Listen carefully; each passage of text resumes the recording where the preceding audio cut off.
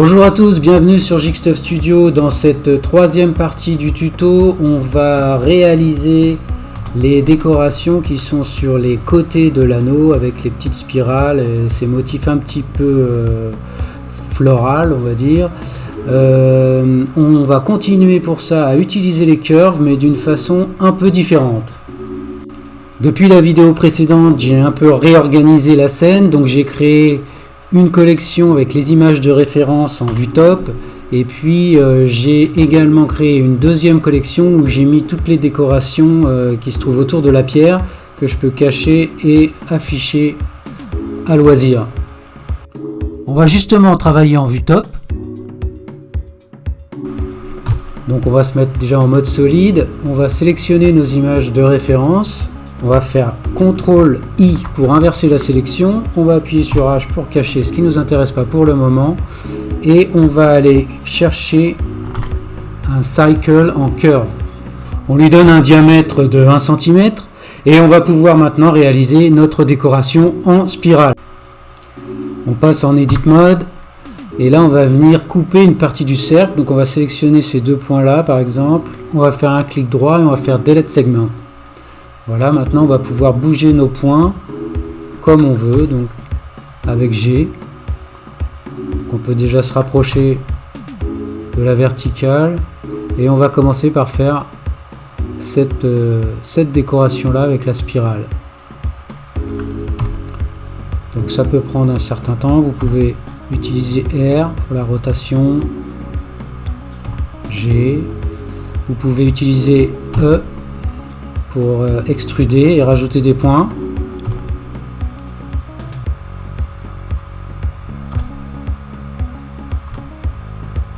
Voilà.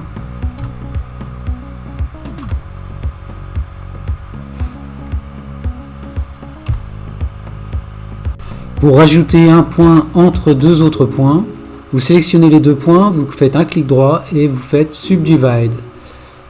Et voilà, il a rajouté un point. Et vous pouvez continuer comme ça à créer votre spirale.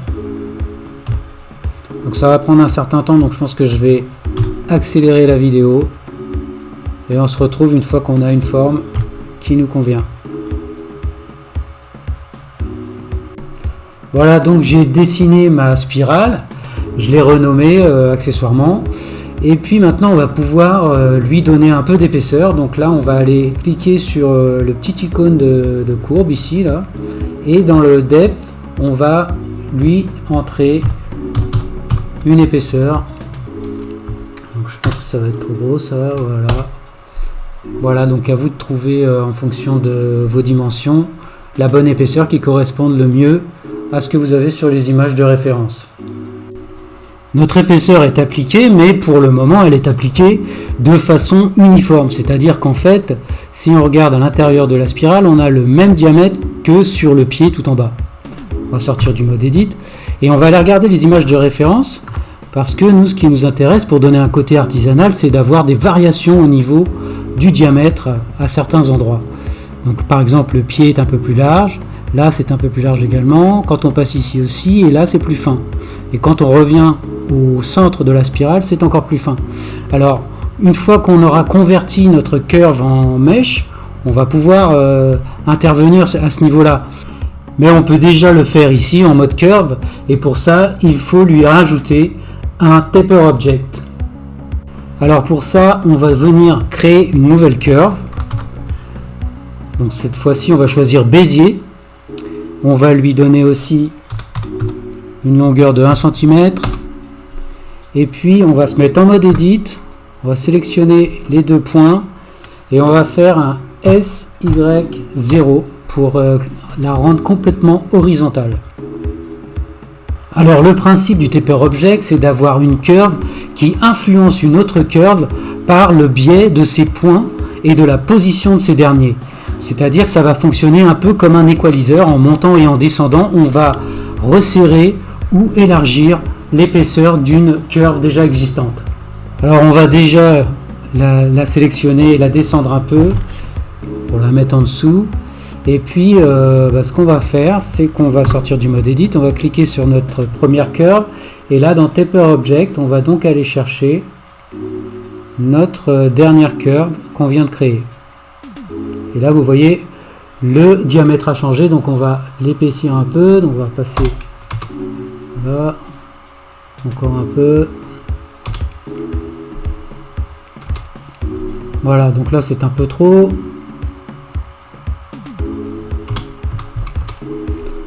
Par exemple. Maintenant, si je sélectionne notre Taper Object, je passe en Edit Mode, je sélectionne un de ces points et je fais un déplacement sur Y par exemple. Regardez bien maintenant ce qui se passe. Le diamètre au niveau de la spirale se réduit. Donc c'est ce qu'on cherche. Alors le but du jeu maintenant, ça va être de rajouter autant de points qu'on en a besoin. Donc par exemple là, entre les deux, je peux en rajouter un. Voilà, et si je le monte, il intervient sur une autre zone. Donc on peut le bouger et regarder un peu ce que ça fait. Donc nous, si on veut garder une certaine épaisseur à cet endroit-là, on va plutôt descendre. Entre les deux, je peux peut-être en rajouter un autre. Et on teste comme ça. On obtient quelque chose de beaucoup moins uniforme. Et donc le côté artisanal va pouvoir être rapidement visible. Donc on continue avec celui-ci.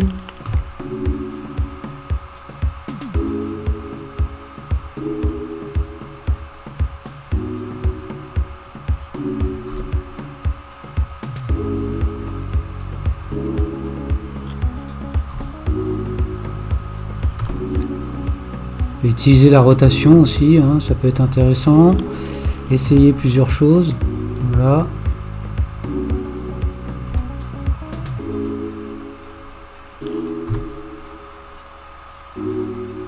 Ouais, c'est un peu violent. Après, on peut rajouter également des points sur la courbe de base.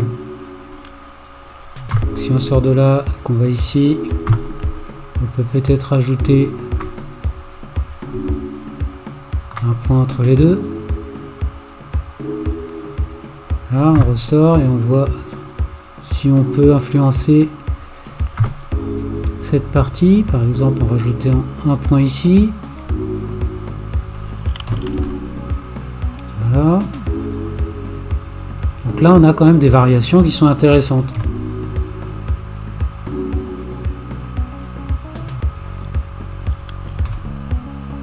Donc je vais certainement accélérer la vidéo et puis on se retrouvera une fois qu'on aura quelque chose de plus fidèle à la photo.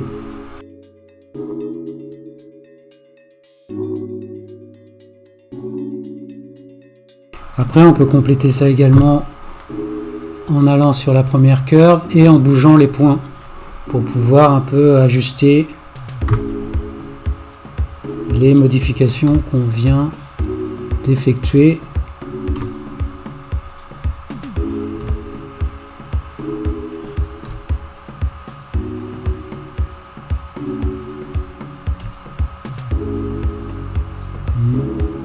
Celui-là, je vais le déléter.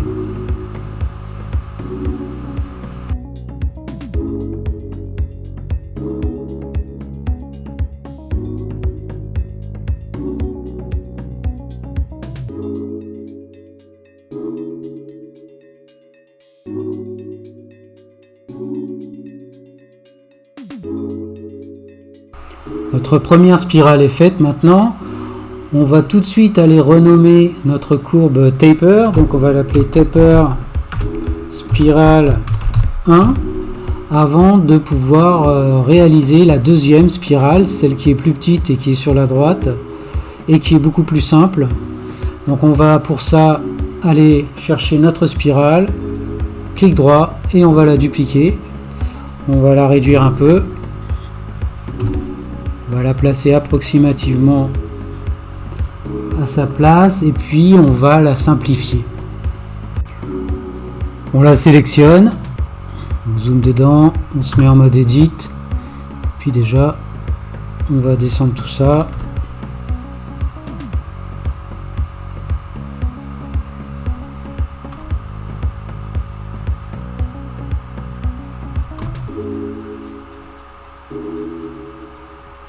On va enlever des points.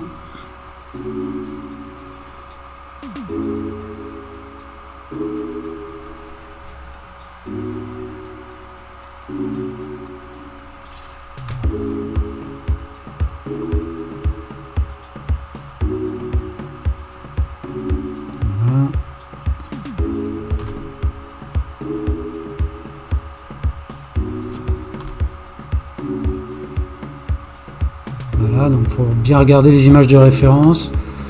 Donc c'est un petit peu moins rond, là il y a un petit angle, là c'est arrondi. Donc on va essayer de se rapprocher de ça. Par contre il y a beaucoup moins de points, donc je pense qu'on peut enlever celui-là. Et même celui-là.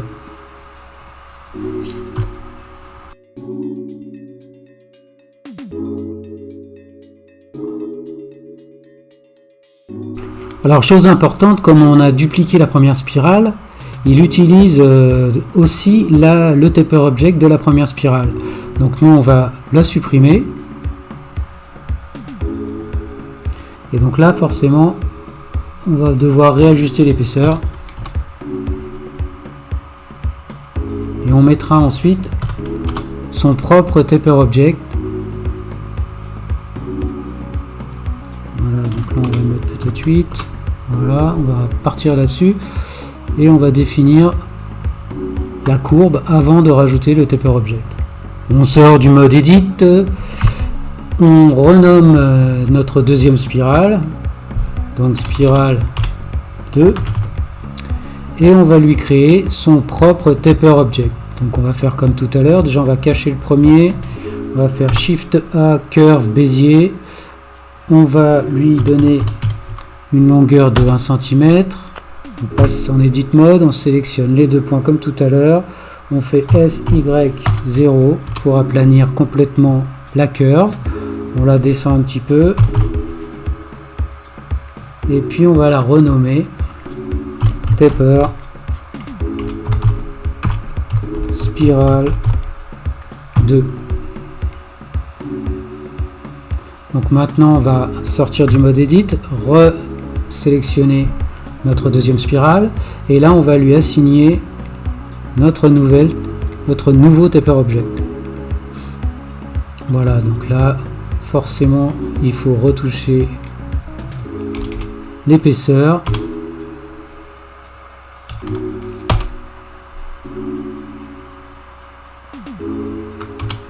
C'est mieux comme ça.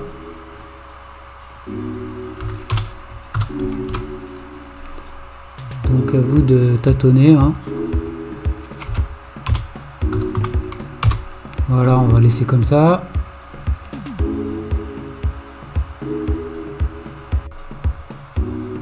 Et maintenant je peux, comme tout à l'heure, modifier mon épaisseur en bougeant les quelques points de son taper object. Voilà. Donc là, comme tout à l'heure, on rajoute des points.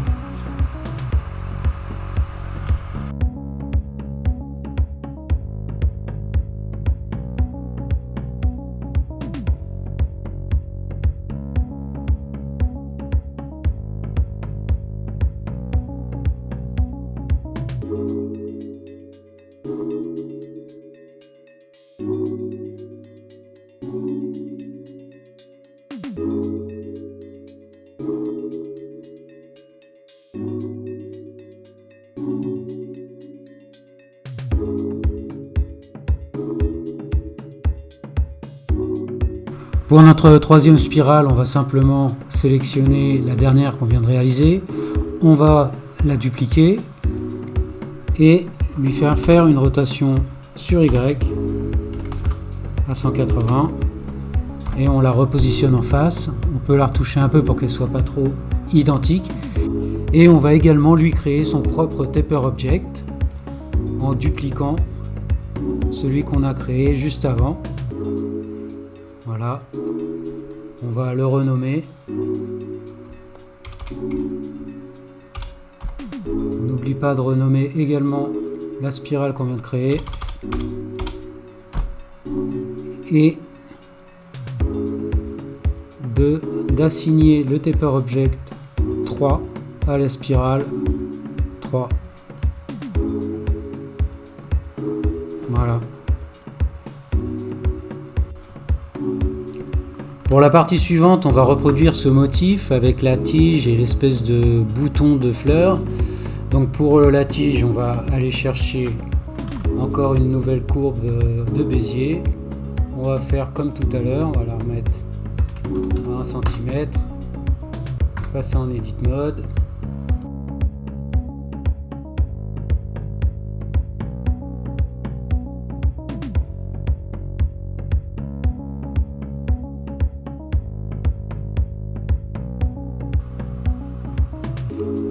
Pour le bulbe, on va aller chercher plutôt un mesh. Donc là, on va prendre une UV sphère. Donc là, on va lui donner pareil 1 cm et on va tout changer. On va mettre simplement 4 et 4 anneaux également. On va faire effectuer une rotation sur X 90 degrés. On va l'agrandir.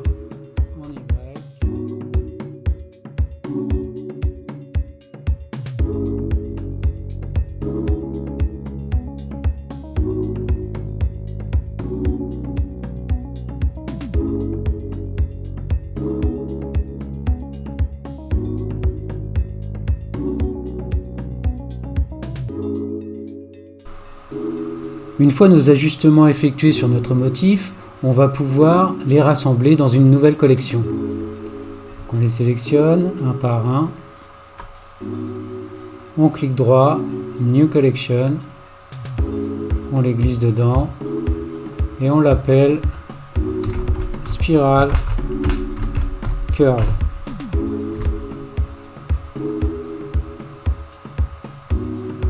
Voilà. Maintenant, on va dupliquer cette collection. On va la fermer ici. Et on va la renommer. Celle-ci, on va la renommer en Meshes. Voilà. On va cacher les curves.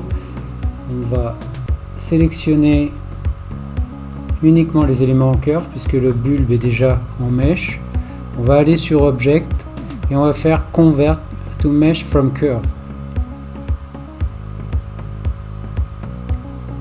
Pour le bulbe, on va simplement aller lui assigner un niveau de subdivision.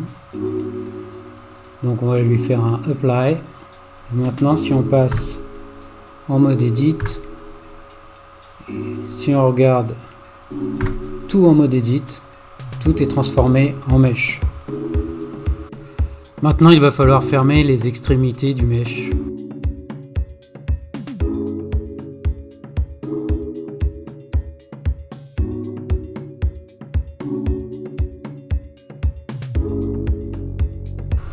On va ensuite rajouter des edges pour garder des angles forts aux extrémités.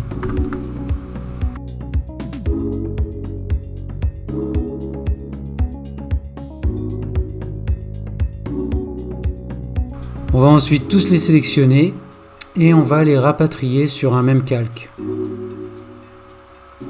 Et là, pour ça, on fait un CTRL-J.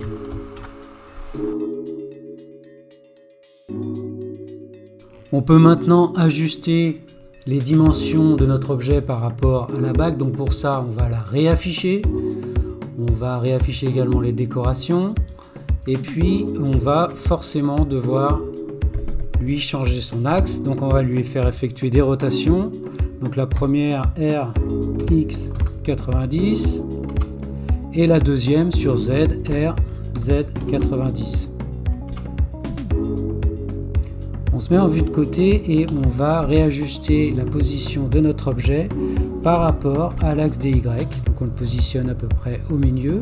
Ensuite on revient en vue front et là on va modifier la position de notre pivot de manière à ce qu'il épouse la position du pivot central, c'est-à-dire ce qu'on appelle le 3D curseur. Donc pour ça on va sur Origin to 3D cursor et ensuite on le refait une fois et on fait Geometry to Origin.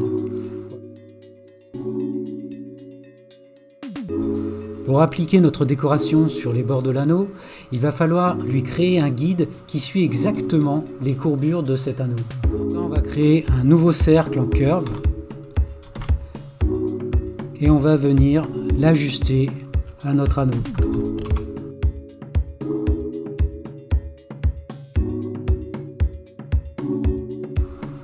Nous avons modifié les coordonnées de rotation et de position de notre objet. Maintenant, il faut dire à Blender qu'il applique ces transformations de façon à ce que nos nouvelles coordonnées correspondent à ses coordonnées initiales. Donc pour ça, il faut aller dans Objet, Apply, All Transform. On peut maintenant lui appliquer le modificateur Curve. On reste sur l'axe des X et on va chercher notre guide. Voilà, maintenant si on fait un déplacement sur X, il suit notre cercle. Il suffit maintenant de lui faire une rotation sur Y pour le positionner de manière à ce qu'il suive la courbe de l'anneau. Alors on peut également modifier la taille du cercle pour le positionner vraiment au-dessus. Voilà, et si on le resélectionne, on peut le remonter. Alors sur l'axe de côté, il faut également le replacer au centre. Et puis après, ça va être de l'ajustement. Donc on peut le réduire un peu. Et si on veut intervenir sur le maillage, on repasse en Edit Mode. Et puis on peut toujours intervenir et par exemple le rallonger. Voilà. Alors faites attention au proportional editing, c'est pas toujours intéressant de l'avoir. Voilà. Par exemple. Et quand je repasse en mode objet, il s'est automatiquement repositionné sur le cercle.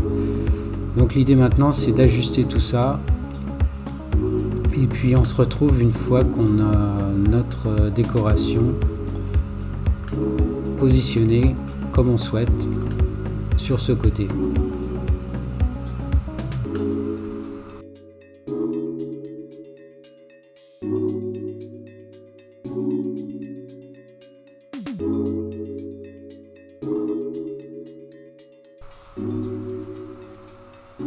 Une fois que vous êtes satisfait de votre résultat, vous pouvez faire l'autre côté simplement en le dupliquant. Voilà.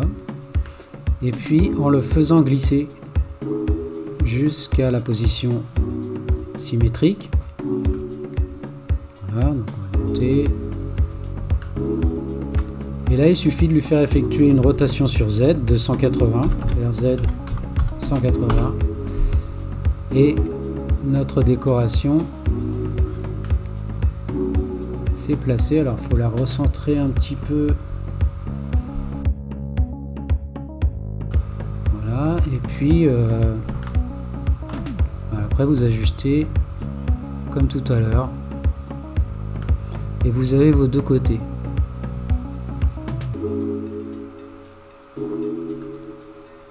On va maintenant ajouter les motifs sphériques, les petites boules au cœur des spirales. Donc pour ça, on va aller créer une sphère.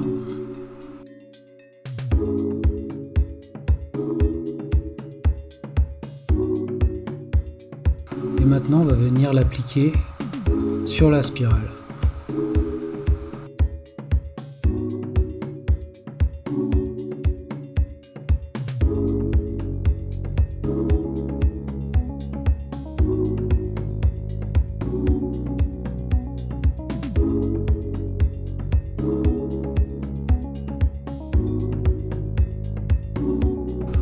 Une fois nos sphères positionnées, on va les rassembler sur un même calque.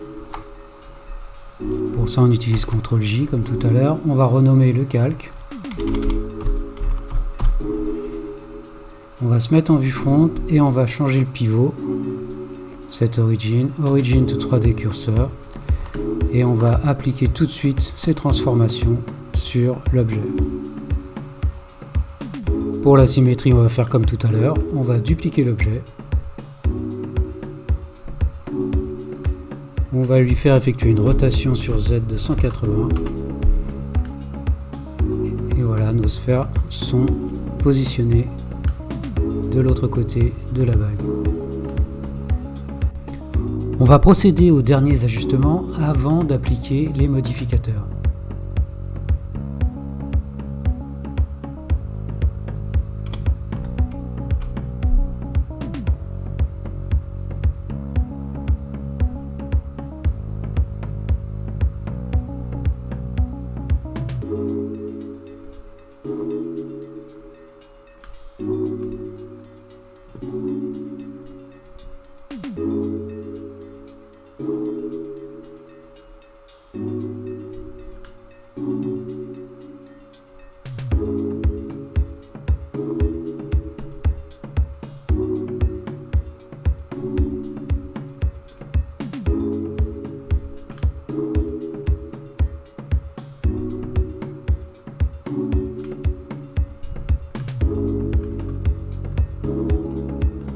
On peut maintenant appliquer les modificateurs sur les colliers.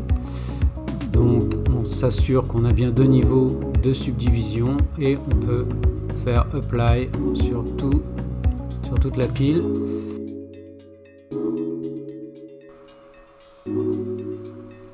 Et pour les décorations sur le côté, on va simplement appliquer le modificateur curve et on va supprimer pour l'instant les subdivisions.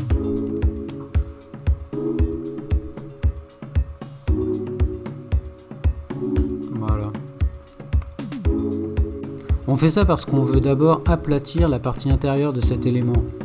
Donc pour ça, on va zoomer dessus, on va partir en mode edit et on va juste aller chercher des edges existants, on va pas supprimer de face.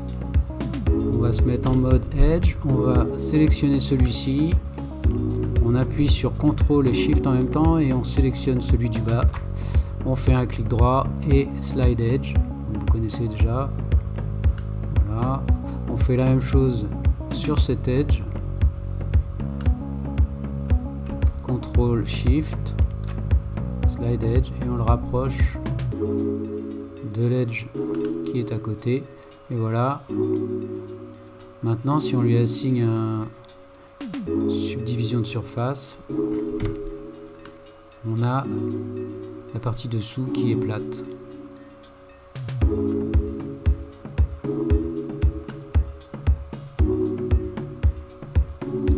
Donc on fait la même chose en face.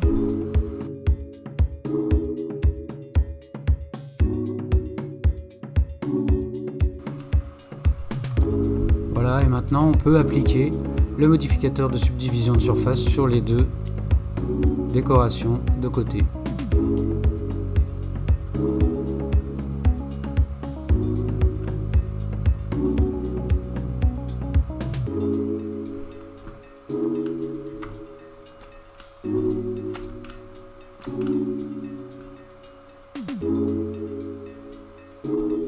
Il va nous rester une dernière chose à faire avant de terminer cette 3e partie du tuto. Ça va être de faire en sorte que les colliers, là, ceux-ci, épousent la forme du haut de l'anneau. Puisque là, elles sont un peu décollées. Et donc, c'est pas du tout réaliste par rapport à ce qu'on pourrait avoir sur un vrai bijou. Donc, pour ça, on va utiliser, pareil, un guide. On va d'ailleurs dupliquer le guide qu'on a déjà utilisé pour les décorations sur le côté. Donc on va le dupliquer, on va s'en servir de base, comme base, pour venir faire en sorte que nos colliers collent parfaitement à la topologie de l'anneau. Pour ça, on va le modifier un petit peu, donc on va passer en mode transparent, en edit mode, et on va bouger les points et en rajouter au besoin.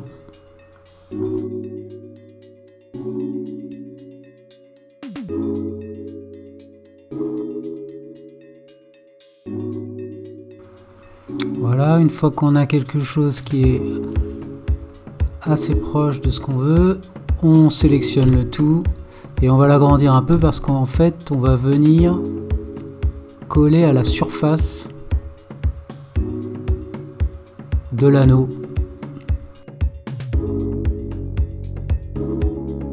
On va maintenant sélectionner notre collier. On va passer en mode solide.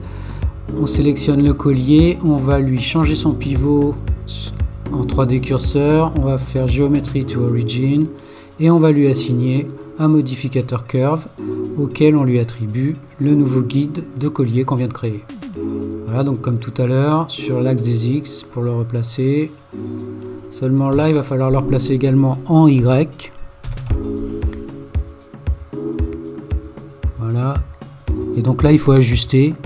Donc on peut faire des rotations sur Z et ajuster par rapport au collier déjà en place pour avoir le résultat qu'on avait tout à l'heure. On recule un peu. Voilà. Et donc maintenant, ça suit la forme de l'anneau et c'est ce qu'on voulait.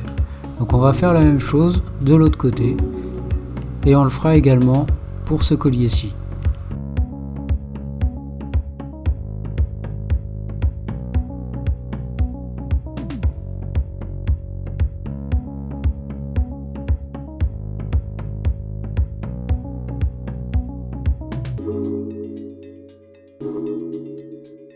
Dans la vidéo suivante, on pourra encore ajuster les derniers détails quand on sera en mode sculpting.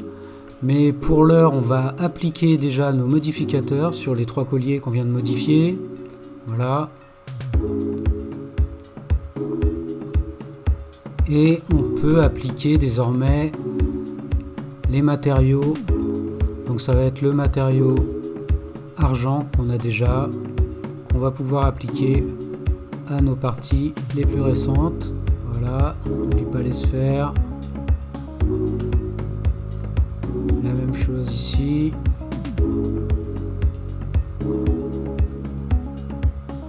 Voilà. Et c'est la fin de cette 3e partie du tuto. Si cette vidéo vous a plu, n'hésitez pas à mettre un petit pouce, à vous abonner. Et moi je vous retrouve pour la dernière partie du tuto de la bague en argent avec une pierre bleue. A tout de suite.